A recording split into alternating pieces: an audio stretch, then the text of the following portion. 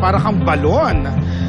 Yan ba ang naging inspirasyon mo sa mga kantang sinulat mo, lalo niya dyan sa single ng bago mong album?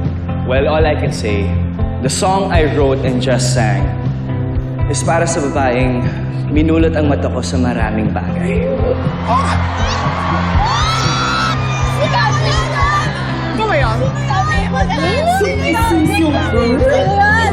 Yan, puro kayo kalungkot. Sino kaya yun? At gusto kong malaman ng babaeng yon, at I will forever be her sisiyo boy.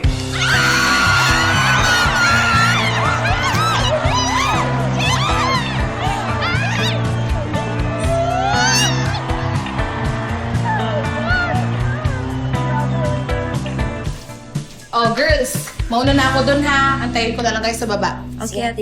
Sige. Teka lang. Pwede ba umamin na sa inyo yung dapat umamin? Eh, sino ba talaga nagsabi kayo ni tungkol dun sa sisiw? Ay. Hindi pa talaga kayo aamin. Jenny, Eh, pwede ba tayo mag-usap? Sige na, boss. Boss, nauna na kami, ah. Sige, ingatan mo, ah. Enjoy kayo.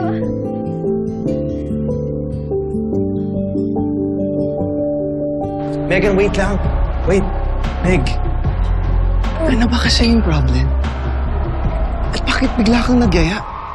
Megan, pag ikaw nahuli na naman. I wanna dance, okay? Let's dance.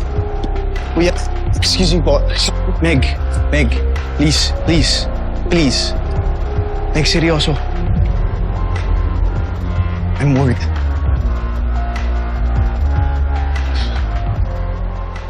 I just wanna temporarily disappear from the world, okay? Ayoko muna pag-usapan lahat ng worries ko sa buhay. So let's just dance.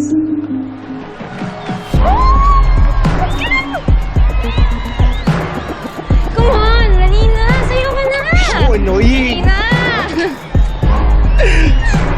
Ah!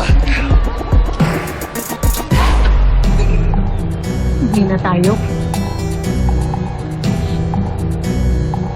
Let's go! Sino ka ba? Tayo! Go! Who are you? Hey, get over it! Ha? Go mo mukha mo! I am Sugar Halari. Pamangkin ako ni Amelia Halari. At pinsan ako ni Tio Halari. Pamangkin ko yan si Megan.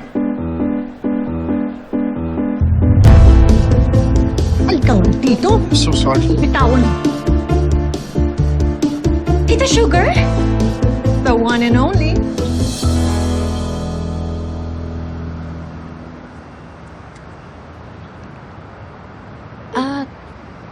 Ba't nga pala naiba yung album cover mo? Photoshoot ka pa, hindi mo rin naman pala gagamitin. The truth is, I wanted to use my album as a way of telling you something. I heard Yuna, Nancy, and Althea talking about Sisio. About me. Wait, ay, alam mo? Yup. Kaya yun, ginamit ko yun para mas maging clear yung message ko sa'yo. Anong message? Jenny, I like you. A lot.